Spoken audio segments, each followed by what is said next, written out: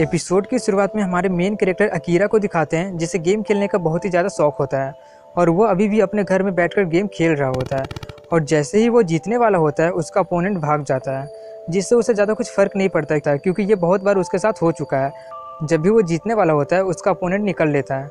अब उसका स्कूल का टाइम हो रहा था, इसलिए वो ब्रेकफास्ट करने लगता है और उसका भी रूम ताकी मिची के जैसा ही पूरा गंदा था। ब्रेकफास्ट करने के बाद वो अपने स्कूल जाने लगता है और रास्ते में भी गेम खेलते हुए जा रहा था और ये सोच रहा था कि वो गेम खेलना चाहता है जिससे वो अपनी रियलिटी से भाग सके। तभी उसके कुछ क्लासमेट जा रहे होते हैं जो अकीरा को देखकर कहते हैं कि रास्ते में भी गेम खेल रहा है। ये दिन भर गेम खेलते रहता है और यहाँ तक कि क्लास में भी गेम खेलते रहता है और जब भी इसे टाइम मिलता है तब भी ये सिर्फ गेम ही खेलते रहता है। और आगे कहती है कि ये क्लास टेस्ट में भी टॉप करता है। ये सब सुनकर अकीरा मन में कहता है कि अच्छे नंबर लाने में कोई बड़ी बात नहीं है, वो बस ये टेस्ट करते हैं कि हम कितना याद रख सकते हैं। तभी एक लड़की जोर से कह देती है कि पॉइंट ये है कि ये एक बहुत ही बड़ा वियर्डो यानी बहुत ही अजीब बंदा है। ये सुनकर उसकी दोस्त कहती है धीरे, नहीं तो वो सुन लेगा। लेकिन अकीरा वो सुन लेता है और खुद से कहता है मैं उनकी बात से अग्री करता हूँ। और आगे वो खुद से कहता है कि लोग एग्जाम को बैटलफील्ड कहते हैं लेकिन मेरे लिए तो ये बच्चों का खेल है।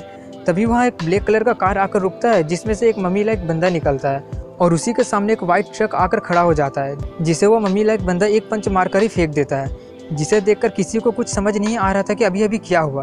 तभी वहाँ 5 सेकंड का टाइमर चलने लगता है और जैसे ही वो 0 होता है बैटल स्टार्ट का साइन दिखता है और वो मम्मी लाइक बंदा अकीरा पे हमला करने लगता है। इसलिए अकीरा वहाँ पर एक साइकिल लेकर भागने लगता है लेकिन वो फिर भी उसका पीछा करते रहता है। अकीरा को समझ नहीं आ रहा था कि वो उसका ही पीछा क्यों कर रहा है, इसलिए वो पुलिस को बुलाने के बारे में सोचता है लेकिन वो नहीं करता है क्योंकि जब तक वो कॉल करता तब तक वो उसे पकड़ लेता। अकीरा गेम खेलने में एक्सपर्ट होता ही है, इसलिए वो इसे एक गेम की तरह लेकर सोचता है कि उसे इससे बचने के लिए एक काउंटर स्ट्रेटेजी चाहिए। तभी वो एक अबेंडन बिल्डिंग को देखता है और उसी में जाकर छुप जाता है और सोचता है कि ये बिल्डिंग बहुत ही ज़्यादा पुराना है, इसलिए ये कभी भी कहीं से भी टूट सकता है। इसलिए वो अगर आएगा तो उसका वजन से ही ये बिल्डिंग टूट जाएगा और वो वहीं पर गिर जाएगा। लेकिन वो जैसा सोचा था वैसा बिल्कुल भी नहीं होता है। उसके वजन से वो बिल्डिंग टूटता तो है लेकिन उतना नहीं जितना अकीरा ने सोचा था। इसलिए अकीरा वहाँ से ऊपर चला जाता है और एक नया प्लान बनाता है और इस बार वो बंदा अकीरा के प्लान में फंस भी जाता है, जिससे उसके ऊपर एक पानी का टंकी गिर जाता है जिससे उसके माथे पे बहुत जोर से चोट लगता है, खून भी निकलता है लेकिन वो बेहोश भी नहीं हुआ होता है। और इससे पहले कि अकीरा कुछ समझे वो अकीरा पे हमला कर देता है, लेकिन अकीरा पहले से ही रेडी होता है और जैसे ही वो उस पर जंप करता है अकीरा उसके पेट में एक लोहे का रोड से छेद कर देता है जिससे वो नीचे गिरकर मर जाता है। अब अकीरा खुश हो जाता है कि उसने उसे हरा दिया और खुद से कहता है कि सफिशिएंट प्लानिंग और प्रिपरेशन से कोई भी गेम जीता जा सकता है। तभी वहाँ पर एक अनजान लड़की आकर अकीरा को कांग्रेट्स करते हुए कहती है कि मुझे लगा नहीं था कि तुम मेरे पेट को इतनी आसानी से हराकर सर्वाइव कर लोगे। इससे पहले कि अकीरा कुछ समझ पाता कि ये कौन है और कहाँ से आई है, कब से मुझ पर नजर रखी हुई है, कि उसी वक्त फिर से 5 सेकंड का टाइमर स्टार्ट हो जाता है और वो लड़की कहती है कि लेकिन तुम्हारी इतनी मेहनत करने का भी कोई फायदा नहीं हुआ क्योंकि ये फाइट जीता नहीं जा सकता है। ये सब बोलते बोलते 5 सेकंड पूरा हो जाता है और बैटल स्टार्ट का साइन जैसे ही दिखता है वो लड़की अकीरा पे हमला कर देती है जिससे वो मरने लगता है और मरने से पहले कहता है कि अगर ये जीता नहीं जा सकता है तो इसका मतलब ये अभी खत्म नहीं हुआ है। वो लड़की वहाँ से जाते हुए कहती है कि ये खेल तो अभी शुरू ही हुआ है और अकीरा मरते मरते कहता है कि ठीक है, अगर ये खत्म नहीं हुआ है तो ठीक है, मैं अगली बार जरूर जीतूंगा। मैं गेम खेलना चाहता हूँ, गेम, ताकि मैं बोरिंग रियलिटी से भाग सकूँ और इसी के साथ अकीरा वहीं पर मर जाता है। अगले सीन में अकीरा को हॉस्पिटल में कुछ चीज़ें याद आती है और इसी के साथ वो होश में आ जाता है और वो अपने आप को एक अनजान जगह के अनजान कमरे में पाता है जहाँ उसी के जैसे बहुत सारे लोग थे और उसी की तरह सबके हाथों में हथकड़ी लगी हुई थी। तभी अकीरा नोटिस करता है कि उसका हाथ जो नहीं था वो वापस आ गया है। तभी वहाँ पर वही लड़की आती है और यहाँ पर हमें उसका नाम पता चलता है कि उसका नाम मियो है और वो सबको कांग्रेट्स करती है और बताती है कि वो सब लोग उनके एक प्रोजेक्ट के लिए यानी एक एक्सपेरिमेंट के लिए चुने गए हैं और उन्हें बताना शुरू करती है कि ये प्रोजेक्ट कैसे काम करता है। पहला कि वो सब लोग नेशनल रजिस्ट्री से रिमूव कर दिए गए हैं, यानी सोसाइटी की नज़रों में वो सब लोग मारे जा चुके हैं, जिसका सीधा मतलब है ना ही तुम लोगों के पास कोई राइट है यानी कोई हक है और ना ही तुम लोगों के पास कोई आज़ादी है।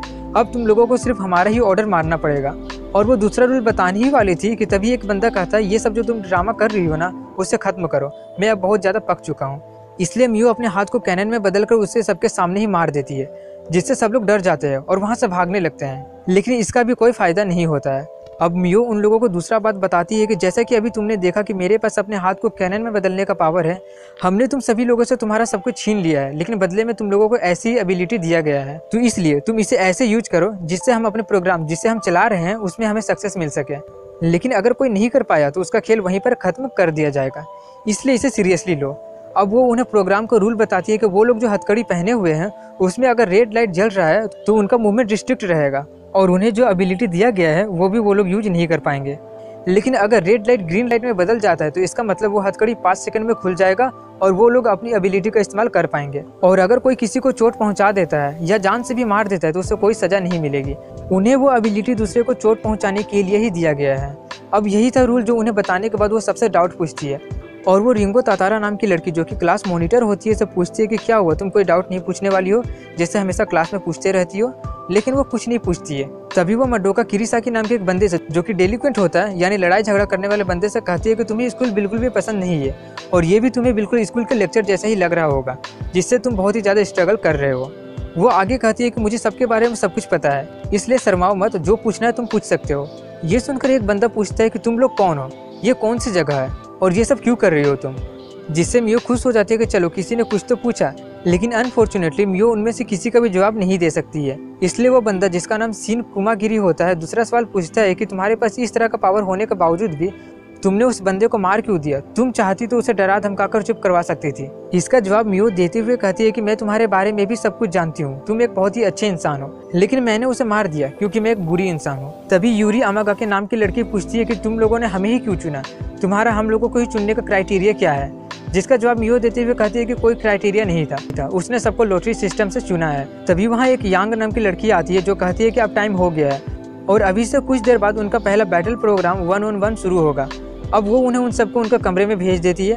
अकीरा अपने रूम में जाता है तब उसका हथकड़ी खुल जाता है। वहीं टेबल पर एक लेटर होता है जिसमें लिखा होता है कि उस रूम में क्या क्या है और एक अलग पेज में अकीरा का एबिलिटी लिखा होता है कि उसका एबिलिटी क्या है और उसका एबिलिटी क्या है वो हमें आगे पता चलेगा। मियो उन सभी को सीसीटीवी कैमरा से देख रही होती है। अकीरा के कमरे में उसका फेवरेट कैंडी रखा होता है जिसे खाकर वो वहीं पर सो जाता है। तभी एक जोरदार धमाका का आवाज़ होता है जिसे सुनकर वो उठ जाता है और समझ जाता है कि कोई अपने एबिलिटी को टेस्ट कर रहा है और सोचने लगता है कि क्या होगा अगर किसी के पास उससे भी ज़्यादा पावरफुल एबिलिटी हो और वो मुझे मारने की कोशिश करे तो मैं खुद को कैसे बचाऊंगा। और इस एबिलिटी टेस्टिंग ग्रुप के बारे में सोचता है कि ये कितना बेतुका है, लेकिन अकीरा को ये इंटरेस्टिंग भी लग रहा होता है, इसलिए वो अपना बेस्ट शॉट देने के लिए रेडी होता है। अब उनका पहला 1-on-1 बैटल प्रोग्राम शुरू होता है जो कि किरीसाकी और अकीरा के बीच में होता है। एक क्लासरूम में शुरू होता है। किरीसाकी अकीरा से कहता है कि चुपचाप हार मान लो वरना अच्छा नहीं होगा। अब मियो स्पीकर से रूल बताती है कि ये मैच तब खत्म होगा जब दोनों में से कोई एक हार मान लेगा, तो नहीं तो किसी एक के मरने और बेहोश होने से भी ये मैच खत्म हो जाएगा।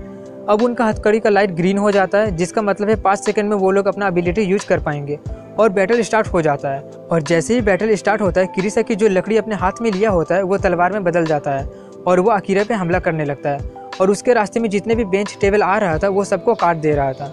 अकीरा उससे सिर्फ बच ही रहा होता है, उस पर टेबल कुर्सी फेंक रहा था और मौका देखकर वो क्लासरूम से भाग जाता है। लेकिन किरीसाकी उसे दूसरे रूम में भी ढूंढ लेता है और उस पर हमला करने लगता है। लेकिन अकीरा अभी भी अपना एबिलिटी यूज नहीं कर रहा होता है, जिससे मियो की साथी यांग कहती है कि वो अपना एबिलिटी यूज क्यों नहीं कर रहा है।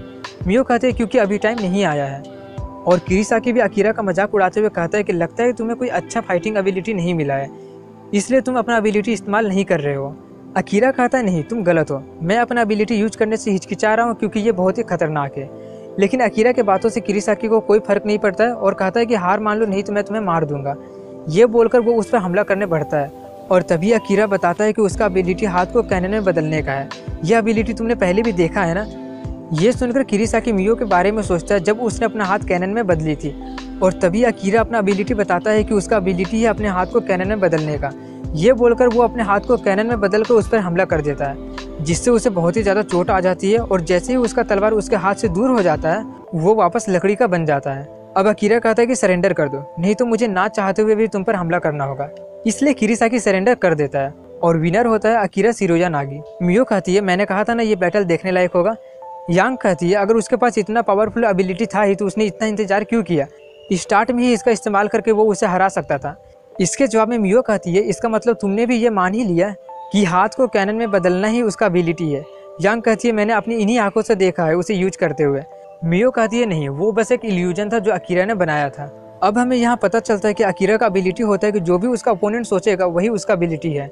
इसलिए अकीरा उस पर हमला करने से पहले हाथ को कैनन में बदलने वाली बात कहा था, जिससे किरीसाकी हाथ को कैनन में बदलने वाला बात सोचने लगा था। और जैसा कि अकीरा का एबिलिटी है कि जो भी उसका ओपोनेंट सोचेगा वही उसका एबिलिटी होगा, इसलिए उस वक्त अकीरा का हाथ कैनन में बदल जाता है।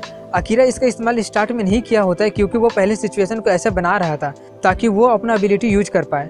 अब वो लोग अकीरा को लेकर जा रहे होते हैं और अकीरा सोच रहा होता है कि मैंने इसे तो जीत लिया, लेकिन अभी भी बहुत कुछ है इस एबिलिटी के बारे में जो मुझे सीखना है। मैंने ऐसा करना शुरू कर दिया है जैसा ये लोग चाहते हैं। उसका प्रोग्राम खेलना शुरू कर दिया है उसके एबिलिटी को यूज करके, और इसके बाद मैं उस कैट विमेन को यानी मियो को रिग्रेट करने पर मजबूर कर दूंगा कि उसने मुझे ये एबिलिटी देकर बहुत ही बड़ी गलती कर दी है।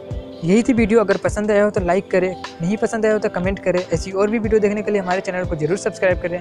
मिलता हूँ अगले वीडियो में, तब तक के लिए हैव अ गुड डे।